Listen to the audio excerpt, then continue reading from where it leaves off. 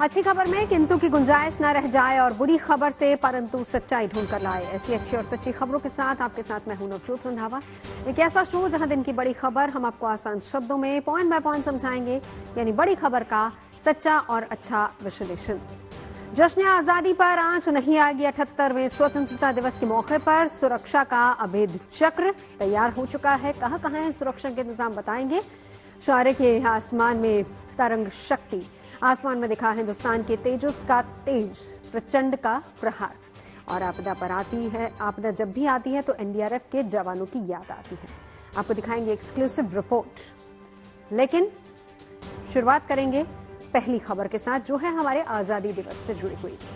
तो अच्छी और सच्ची खबरों में स्वतंत्रता दिवस का जिक्र सबसे पहले, क्योंकि कल हम और आप सभी 78वां स्वतंत्रता दिवस मनाने जा रहे हैं, जिसके लिए देश भर में तैयारियां करीब करीब पूरी हो चुकी हैं। जश्न आजादी के इस मौके पर कोई खलल ना पड़े, इसके लिए हमारी सुरक्षा एजेंसियां भी तैयार है। दिल्ली समेत देश भर में सुरक्षा के व्यापक इंतजाम किए गए हैं।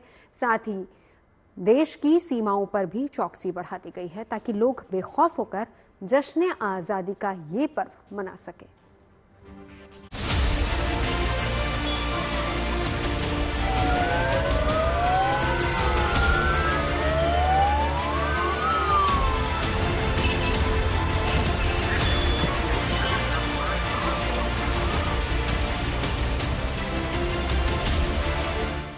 अगस्त की तारीख नजदीक आई तो देश भर में सुरक्षा चाक चौबंद कर दी गई।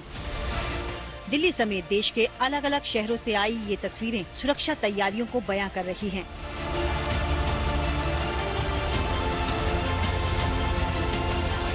लेकिन पहले बात देश की राजधानी दिल्ली की, जहां अब से कुछ घंटे बाद लाल किले की प्राचीर पर प्रधानमंत्री मोदी लगातार 11वीं बार तिरंगा फहराने वाले हैं।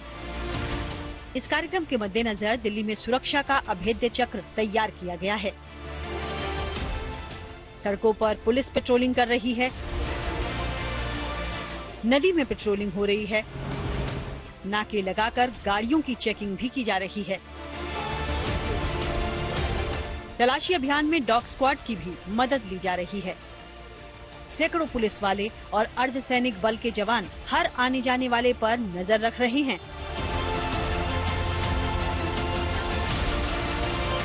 यानी लाल किले पर होने वाले कार्यक्रम के मद्देनजर आसपास के इलाकों को छावनी में तब्दील कर दिया गया है। हम आपको दिखाते हैं किस तरीके की तैयारियां लाल किले पर की गई हैं। सुरक्षा के इंतजाम देखिए, ये मेन गेट है, मेन एंट्री गेट है, जहां पर पुलिस ने बैरिकेटिंग कर दी है।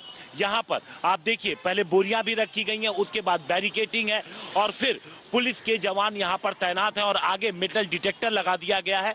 कोई भी इस गेट से एंट्री नहीं कर सकता। अगर उसके पास कार्ड है, स्पेशल कार्ड, जो अंदर लोग काम कर रहे हैं वो कार्ड अगर उसको बना हुआ है तो ही वो अंदर जा सकता है। आप देखिए, जो यहाँ से अगर आप कुछ अंदर का व्यू देखना चाहेंगे तो आपको नजर नहीं आएगा। यहाँ पर आपको तिरंगा झंडा ऐसे बना दिया गया है तो यहाँ से विजिबिलिटी नहीं रहेगी। तकरीबन 20,000 लोग यहाँ पर आएंगे 15 अगस्त के दिन।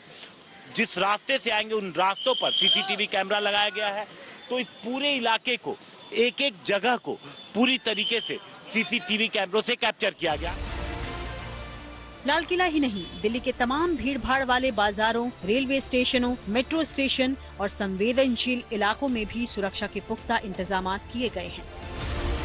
सुरक्षा के इस काम में सीसीटीवी समेत कई हाईटेक सुरक्षा उपकरणों का भी इस्तेमाल किया जा रहा है ताकि सुरक्षा में चूक की कोई गुंजाइश न रह जाए। जमीन के साथ साथ आसमान से भी चप्पे चप्पे पर नजर रखी जा रही है। कहा यह जा रहा है कि 700 से ज्यादा ऐसे पॉइंट्स को चूज किया गया है जो कि क्रिटिकल पॉइंट माने जाते हैं और वहां पर पुलिस ने भी अपनी तैनाती की है। ये 700 पॉइंट वो हैं जो कि आप देखिए लाल किला के ठीक सामने जो चांदनी चौक का इलाका है, वहां पर कुछ छत हैं, कुछ हाई राइज बिल्डिंग है, कुछ मकान हैं, उन मकानों की खिड़कियां हैं, उनको भी ऐसे 700 पॉइंट चिन्हित किए हैं पुलिस ने। और ये 700 पॉइंट पूरे समय स्नाइपर की रेंज में होंगे। मतलब ऐसे किसी मकान की खिड़की या फिर छत से अगर कोई किसी अप्रिय घटना को अंजाम देने की कोशिश करता है तो स्नाइपर्स तुरंत उसे वहीं के वहीं मार गिराएंगे। सिक्योरिटी पर्सनल्स हैं, उनको जगह जगह तैनात किया गया है रह रहकर डॉग स्क्वाड की टीम भी चारों तरफ यहाँ घूम रही है और सभी जगह पर वो भी चेकिंग कर रहे हैं।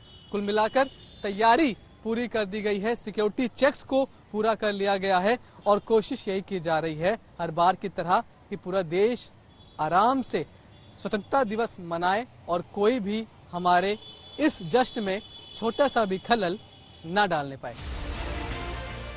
वहीं 78वें स्वतंत्रता दिवस समारोह के मद्देनजर दिल्ली ट्रैफिक पुलिस ने अपनी एडवाइजरी जारी कर दी है, जिसके तहत दिल्ली से लगने वाली तमाम सीमाओं को आज रात से सील कर दिया जाएगा और दिल्ली के कई रूट्स पर ट्रैफिक को भी डाइवर्ट किया गया है। इसके अलावा दिल्ली पुलिस ने लोगों से भी सतर्क रहने की अपील की है। तमाम चीज़ों को एक्टिवेट करते हैं, देखते हैं, हर तरीके के डिप्लॉयमेंट को, मॉनिटरिंग को किया जाता है। उसी हिसाब से ही हम सीसीटीवी कैमरा हो, चाहे हमारी रूफटॉप हो, चाहे मोर्चा मचान हो, चाहे पेट्रोलिंग हो, सभी को उस प्रोसीजर के हिसाब से ब्रीफिंग और पेट्रोलिंग की जाती है। इसके अंदर जो इनपुट्स स्पेसिफिक होते हैं उनका अलग से ध्यान रखते हुए अलग से ब्रीफिंग और डिप्लॉयमेंट किया जाता है। देश की राजधानी दिल्ली ही नहीं, देश के सीमावर्ती राज्यों में भी 15 अगस्त के मद्देनजर सुरक्षा के बेहद कड़े इंतजाम किए गए हैं। खासकर जम्मू कश्मीर में, जहां हाल के कुछ दिनों में आतंकी गतिविधियों में फिर से इजाफा देखने को मिला है। ऐसे में तमाम सुरक्षा एजेंसियां बॉर्डर के साथ साथ हाईवे, जंगल और भीड़ भाड़ वाली जगहों पर पैनी नजर बनाए हुए हैं। समूचे जम्मू कश्मीर में हाई अलर्ट घोषित कर दिया गया है। दरअसल जिस प्रकार से अभी हाल फिलहाल में जम्मू संभाग में आतंकी घटनाओं में बढ़ोतरी हुई है, उसको लेकर सुरक्षा एजेंसियों में काफी चिंता है। इसीलिए जम्मू कश्मीर के चप्पे चप्पे पर पहरा है, भारी संख्या में सुरक्षा बल तैनात हैं। इस समय मैं मौजूद हूं जम्मू के मौलाना आजाद स्टेडियम के बाहर और यहां पर स्वतंत्रता दिवस का मुख्य कार्यक्रम होना है जम्मू संभाग का। सुरक्षा एजेंसियों की ये तैयारी बताती है कि वो जश्न आजादी के पर्व के सफल आयोजन को लेकर पूरी तरह से अलर्ट पर हैं, ताकि तमाम देशवासी बेफिक्र होकर 78वें स्वतंत्रता दिवस का जश्न मना पाएं। दिल्ली से हिमांशु मिश्रा, मनीष चौरसिया और जम्मू से सुनील जी भट्ट के साथ bureau report, good news today. और अब बात भारतीय वायुसेना की, जिसकी मेजबानी में मल्टीनेशनल एयर एक्सरसाइज तरंग शक्ति का पहला चरण पूरा हो गया है। यह अभ्यास दक्षिण भारत के राज्य तमिलनाडु के सुल्लूर में आयोजित किया गया, जिसमें फ्रांस, जर्मनी, स्पेन और यूनाइटेड किंगडम की वायुसेना अपने अपने फाइटर जेट्स के साथ शामिल हुई। लेकिन अभ्यास के आखिरी दिन भारतीय वायुसेना के हल्के लड़ाकू हेलीकॉप्टर प्रचंड सारंग हेलीकॉप्टर टीम और तेजस ने सुलूर वायुसेना स्टेशन पर मौजूद दर्शकों को अपने हवाई युद्धाभ्यास से मंत्रमुग्ध कर दिया।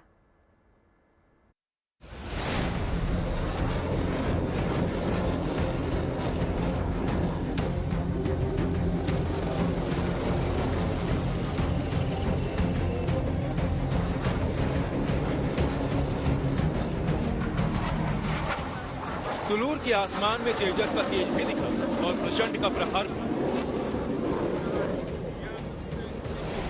राफेल की रफ्तार भी दिखी और सुखोई का पराक्रम भी लोगों ने देखा। एक्शन से भरपूर ये तस्वीरें तमिलनाडु के सुलूर एयरबेस से आई, जहां तरंग शक्ति के नाम से मल्टी नेशनल एयर एक्सरसाइज का आयोजन 6 से 14 अगस्त तक किया गया। इस एयर एक्सरसाइज की मेजबानी इंडियन एयरफोर्स ने की, जिसने इस अभ्यास में राफेल, सुखोई, मिराज, जगुआर, तेजस, मिग-29, प्रचंड रुद्र अटैक हेलीकॉप्टर C-130 और IAL-78 जैसे विमानों का प्रदर्शन किया।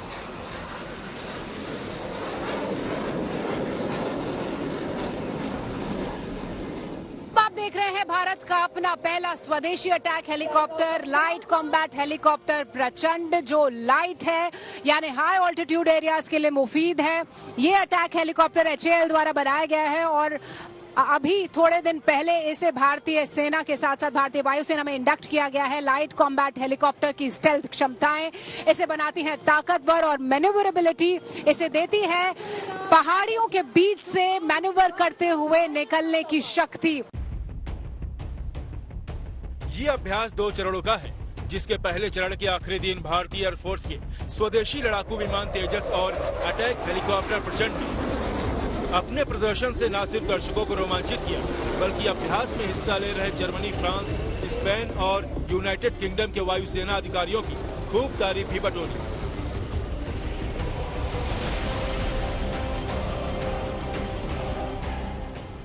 अभ्यास के दौरान फ्रांस, स्पेन और जर्मनी के वायुसेना प्रमुखों ने हिंदुस्तान के स्वदेशी लड़ाकू विमान तेजस में उड़ान भरी और इसकी खूबियों को करीब से अनुभव किया।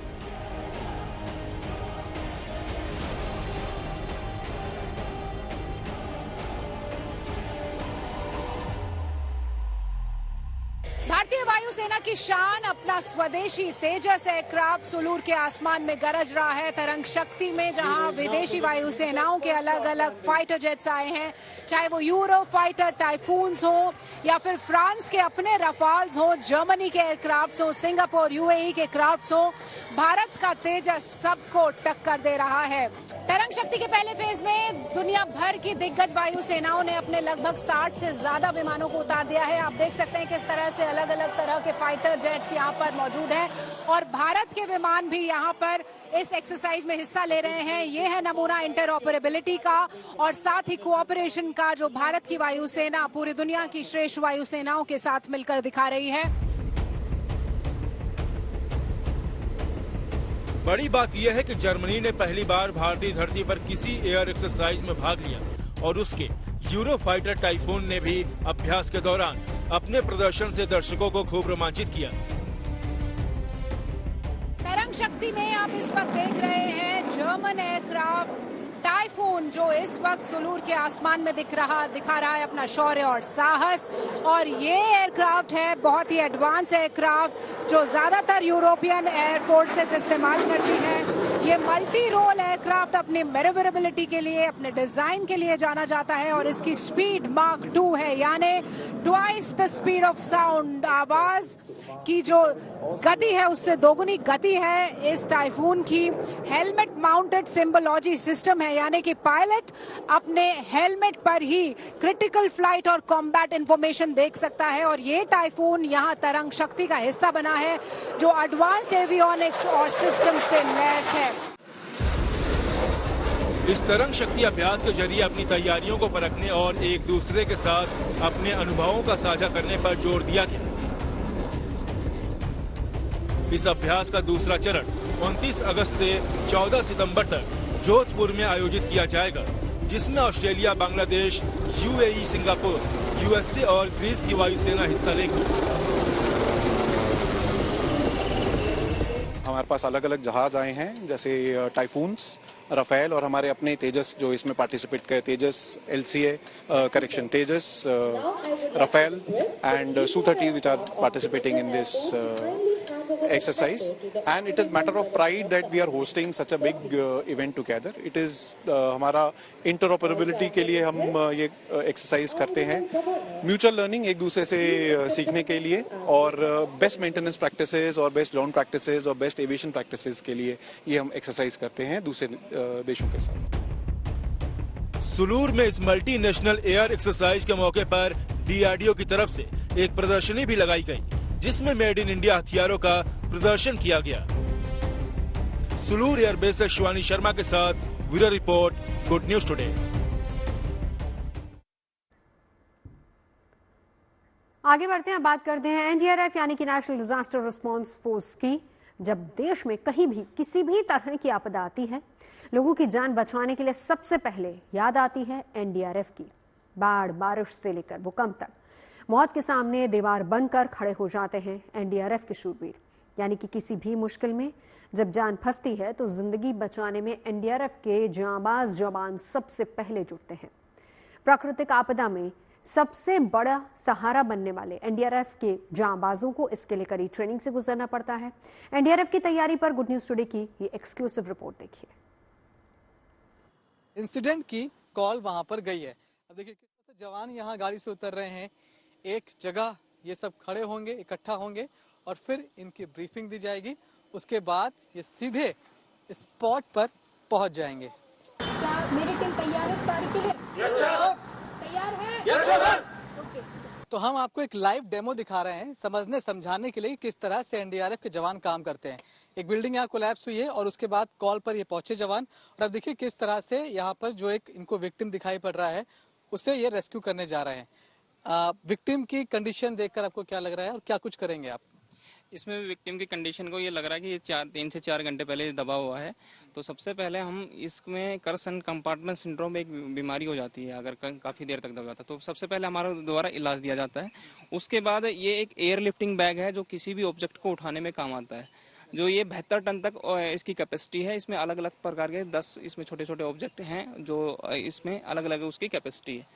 तो उसकी जो लोड कैरिंग है वो कितना है उसके ऊपर डिपेंड करेगा कि हम बोलते हैं इसे air lifting bag. Air lifting bag आप देख रहे हैं और इससे डेब्रिस के नीचे डालते हैं। डेब्रिस के नीचे डालेंगे और उस डेब्रिस को ऊपर उठाने, जैसे अभी हमने ऊपर उठाया तो ये डेब्रिस आपकी ऊपर उठ गई है और इसको हम इजिली बाहर निकाल सकते हैं। इसकी कैपेसिटी कितनी है? इसकी कैपेसिटी 72 टन होती है। 72 टन होती है? Yes sir. अब इसके बाद हम इस विक्टिम को स्टेबल करके और इसको स्ट्रेचर में लेके और इसको हायर एम्बुलेंस में शिफ्ट कर देंगे और हायर इसका इलाज के लिए भेज देंगे इसको। तो किसी ऐसी जगह ऐसे इंसिडेंट पर पहुंचने के बाद जो विक्टिम ऊपर दिखाई पड़ रहे हैं उनका तो रेस्क्यू हो गया, लेकिन अब कई बार बिल्डिंग के नीचे लोग फंसे होते हैं, इस डेब्रिस इस मलबे के नीचे लोग फंसे होते हैं, तो उनको ढूंढने के अलग अलग तरीके होते हैं। उनमें से एक तरीका है कैनाइन सर्च, जिसमें डॉग्स को इस तरह से अंदर भेजा जाता है। संजीव कुमार जी मेरे साथ मौजूद हैं। ये किस तरह का सर्च होता है? सर ये कैनाइन सर्च है और कैनाइन की मदद से हम इसको सर्च करते हैं और कैनाइन की पावर आपको पता होगा कि ह्यूमन से ज्यादा होती है सूंघने की, और तो ये ह्यूमन सैंड को आपको सूंघ के तब बताएगा कि यहाँ पे कोई विक्टिम है कि नहीं है। तो ये आप ये आपके पूरे एरिया को सर्च करेगा, जिसको जहाँ पे इसको ह्यूमन सैंड महसूस होगी वहीं पे ये बताएगा कि यहाँ पे कोई विक्टिम होने की संभावना है। जब कहीं भी इसे ह्यूमन सर्च दिखाई पड़ेगा तो कैसे रिएक्ट करेगा? ये मतलब आवाज देके भौंक के ये आपको बताएगा कि यहाँ पे कोई है। जब कहीं भी जाते हैं रेस्क्यू के लिए तो कितने ऐसे कैनाइन टीम के होते हैं, तो डॉग्स होते हैं? हमारे साथ दो डॉग की एक टीम में हम 2 डॉग रखते हैं और सबसे पहले एक डॉग से सर्च करवाते हैं, उसकी कंफर्मेटरी के लिए हम दूसरे डॉग को छोड़ते हैं ताकि उस कंफर्मेशन हो जाए कि यहाँ विक्टिम है कि नहीं है। कैनाइन सर्च के बाद एक बार कंफर्म हुआ कि किसी एक जगह पर विक्टिम दबा हुआ है, उसके बाद देखिए किस तरह से टीम जाती है जो कि कटर का इस्तेमाल करती है और उस कटर के बाद वहां से उस मलबे के नीचे से वो निकालने की कोशिश करते हैं विक्टिम को। तो ये इस तरह की चीज देखिए, अब वो वहां पर एक होल किया है, होल के बाद अब ये इस तरह से जो कैमराज हैं उनको अंदर भेजेंगे और उसके बाद कैमरा के जरिए ये समझने की देखने की कोशिश की जाएगी कि अंदर विक्टिम की हालत कैसी है, वो बेहोश है या फिर होश में है। अगर होश में है तो इसके जरिए उससे बातचीत भी की जा सकती है। देखिए इस तरह से कैमरा अंदर किया और यहाँ पर उसका जो आउटपुट है वो हमें मिल रहा है कि अंदर क्या कुछ स्थिति है, किन हालातों में है, उसके ऊपर कितना और मलबा है, ये भी एक समझने की कोशिश यहाँ से करते हैं। हमारे साथ कांस्टेबल श्याम सुंदर जी हैं। आप पहुंच गए आप घटना स्थल पर, यहाँ ये बोरवेल है, हम दिखा रहे हैं एक डेमो के रूप में, बच्चा वहाँ फंसा हुआ है, क्या कुछ करेंगे आप पहले पहुंच? सबसे पहले जाते ही सर वहाँ पे जो पब्लिक गैदरिंग होती है वहाँ से सर साइड से दूर करते हैं ताकि बच्चे के ऊपर किसी तरह का मलबे का गिरने का कोई खतरा न रहे। सीन को सिक्योर करेंगे और सर बच्चे की इनिशियल नीड होती है सर ऑक्सीजन, क्योंकि जैसे जैसे सर हम डेप्थ में जाते हैं तो वहाँ पे ऑक्सीजन लेवल कम होता चला जाता है। तो सबसे पहले सर हम बच्चे से उसको आइडेंटिफाई करते हैं और उसके पास ऑक्सीजन की सप्लाई को मेंटेन करते हैं सर।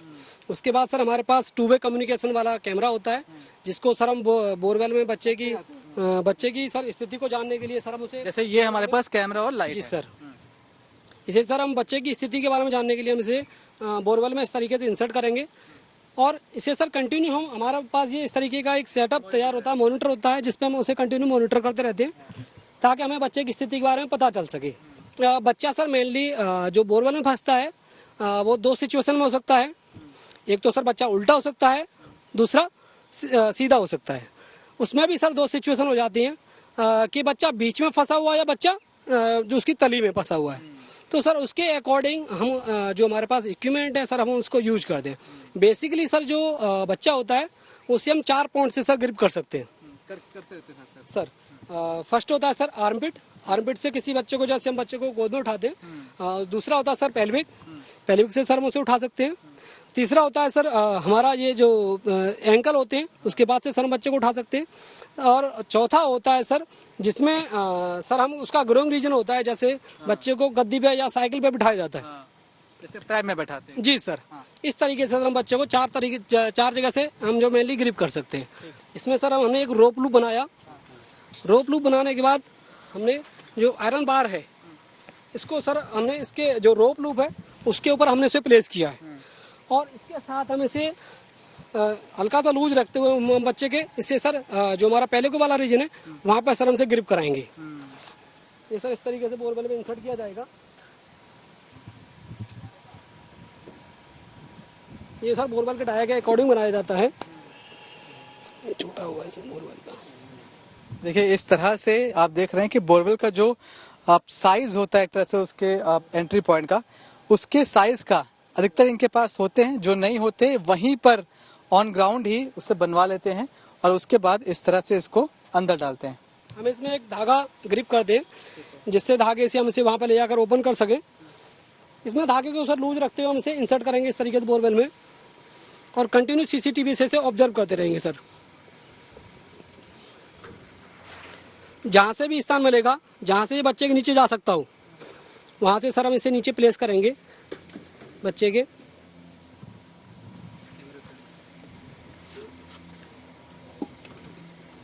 और इसे बच्चे के नीचे प्लेस करने के बाद सर इसे इस तरीके से बच्चे को ग्रिप किया जाएगा और सीसीटीवी को साथ में ऑब्जर्व करते हुए इस तरीके से सर, ताकि बीच में कोई ऑब्स्ट्रक्शंस तो नहीं है वो भी दिखता रहे। बच्चे को हो सकता है कि सर हमें अगर दिखाई नहीं देगा तो बच्चा बीच में बोरवेल के साथ घर्षण भी हो सकता है उसका और हो सकता है कि उसके कोई बॉडी पार्ट कहीं पे फंस जाए तो चोट भी लग सकती है और कोई ऑब्स्ट्रक्शन उसे कंटिन्यू ऑब्जर्व करते हुए सर हम उसे बाहर निकालेंगे।